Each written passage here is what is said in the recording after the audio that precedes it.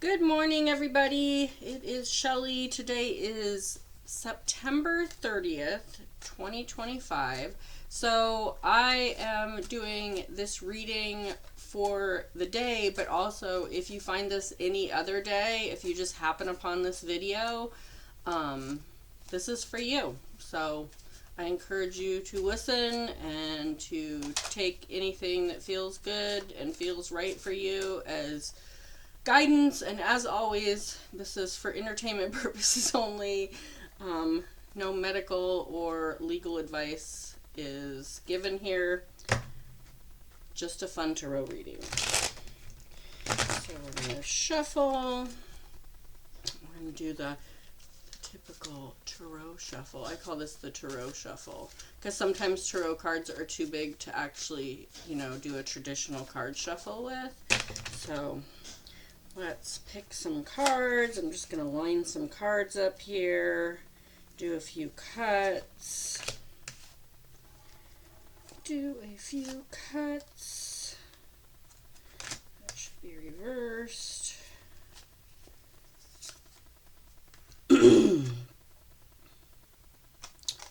All right, so the cards for today. And I think I'm going to pick, I have this Urban Crow deck, that my mom got me for my birthday. So I'm going to pick those two. I'm a May baby. The first card is the Three of Swords reversed. So that's just talking about getting through some relationship issues, third party. For me, this card always kind of represents like cheating, like somebody else coming into the relationship. So this could be beyond like romantic relationships. This could be, a friend coming in and trying to break something up, a family member that's just causing a lot of turmoil. But what this card reversed is you're getting through that. You're forgiving, not forgetting. I always say that. You can forgive, but don't forget. Fool me once, shame on me. Or fool me once, shame on you. Fool me twice, shame on me. So if you're putting yourself back in the path of someone that has been unhealthy for you, that's on you. So this is you figuring that out. Like you're going, okay, so I can forgive them because they don't know any better, but I'm not going to forget what they did to me, and I'm not going to put myself in that position again. So that's a really good card because you're working through some stuff. You're learning lessons. That's what we're here for. This is the Ten of Pentacles. Ten of Pentacles is all about family support. I always think like kind of a domestic bliss situation, but like for the whole family. I'm talking like extended family. Lots of financial support, helping each other out, not necessarily like taking advantage of, but like, hey, I have enough money to help you with that car payment, or I have enough money to,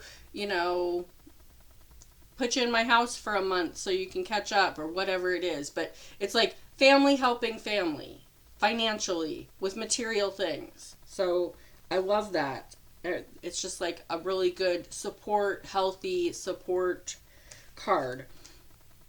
The King of Pentacles reversed. So that's almost opposite of what this just was. So it's just warning you that there might be someone, especially in like a fatherly figure way, that's either giving you bad financial advice or trying to take advantage of some finances. So again, with this card, which is just like, hey, we're all supporting each other. This one is just kind of a warning, like, be careful because there might be some, I don't even feel like this is being taken advantage of. I think this is like bad advice. Like, I watched dad just struggle with money my whole life, and it put all these bad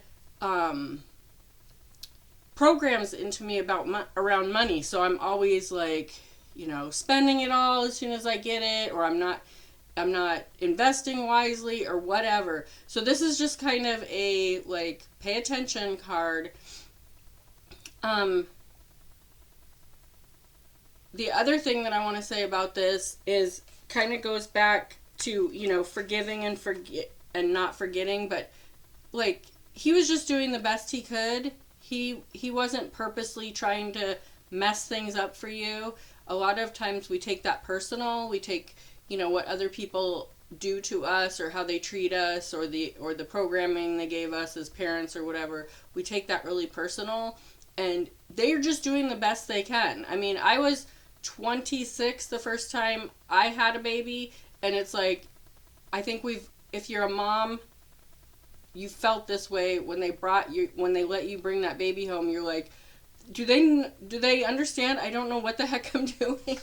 So as parents, we're all like brand new to it. We're all just people with bringing all these issues to the table, and then we try to be this perfect parent, and it doesn't work out because none of us are perfect. I always say, we're all here to just bump up against each other and learn lessons and find joy and all of that good stuff. So with that father figure thing, I think that's more about your programming, like what you learned from a grandfather or a father or, some sort of financial advisor that was in your life that kind of steered you the wrong way. So just keep that in mind. Keep those programs in mind. Maybe work on a little bit of meditation or hypnotherapy to reprogram your mind financially. And then the last card is the Knight of Pentacles, which is telling you to move forward. It's time to move forward. It's so interesting because the screen that I'm looking at is opposite. So I'm putting it over here, but it's over here on my screen. So anyways, that's why I'm like, oh, where do I put this? So the Knight of Pentacles is all about moving forward with money. So if you're feeling it, like with the King of Pentacles, it has given you bad advice. This one is telling you that whatever instinct and your own advice, your own logical or intuitional thinking about money, it's time to move forward with that. So it's like kind of a full steam ahead thing. I just feel like this whole reading is just revolved around finances and moving forward and being careful with your programming and knowing that you can count on family and letting go of some of those issues that you have with family or people that were in your life that were not healthy for your life. Just being able to forgive them and stop being angry about it and move on from it. Don't feel like just because you forgave someone that you have to continually let them back in your life. You can move on from that, and that's what we're here for. That's what we're here for, is to, figure those things out. It's like, I really believe everything happens for a reason. So when those people in your life are pushing you in the wrong direction or treating you poorly, those are lessons, and they are there for a reason. They're there to help your soul move on to a more understanding, loving, joyful life. So anyways, there you go. I'm also going to pick a crow card. We'll see what comes up. This is always kind of cool when you like do a reading from one deck and then you bring in another deck. And this is an oracle deck, so it's not tarot cards, so we're not going to be dealing with like, the suits and all that. This is more just like you pick a card and see what comes up. And I always like to kind of shuffle like this and see if anything pops out, and it's not, so we'll just go ahead and cut the deck and pick the first card. So we've got Illusion, which is kind of a good financial card. Not kind of, it is.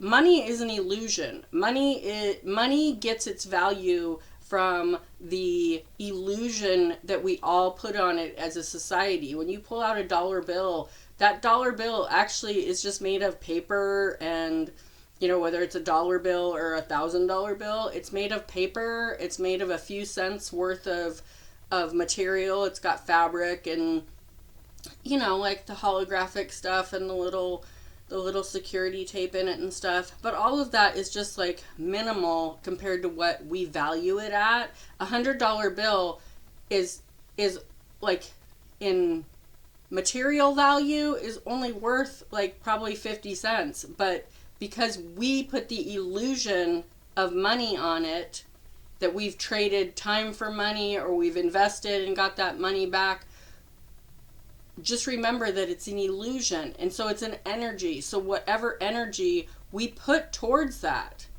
you know, just like your visualizations or your meditation or believing that you're going to be able to get up this morning and turn on the hot water and it's going to be hot, you know, like sometimes it's not. Sometimes that was an illusion because our hot water heater breaks or whatever, and we learn all those lessons. I know that's kind of a weird analogy, but I'm just saying, like, the beliefs that we have.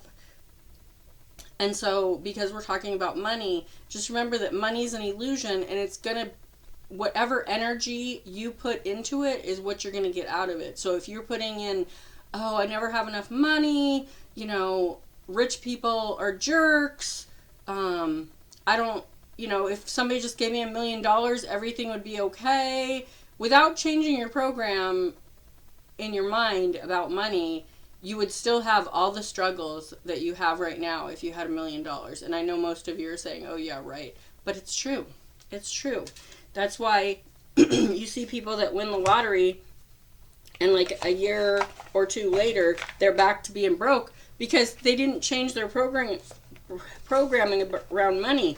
And so their programming is, hey, we, you know, when we get money, we got to get rid of it all. So they like give all this money and let everybody spend their money. And then a year later, they're just like going bankrupt because they can't afford the house and the cars and all that stuff. So I'm just here to tell you that money is an illusion, just like this whole physical world is, which is kind of cool because we can make it what we want it. And it takes time because we are in a time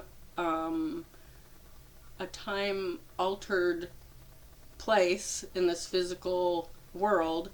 But when you get it right and things start coming together, it's an amazing place to be. So I hope this finds you well. I hope this makes sense to you. And I will talk to you soon. Bye.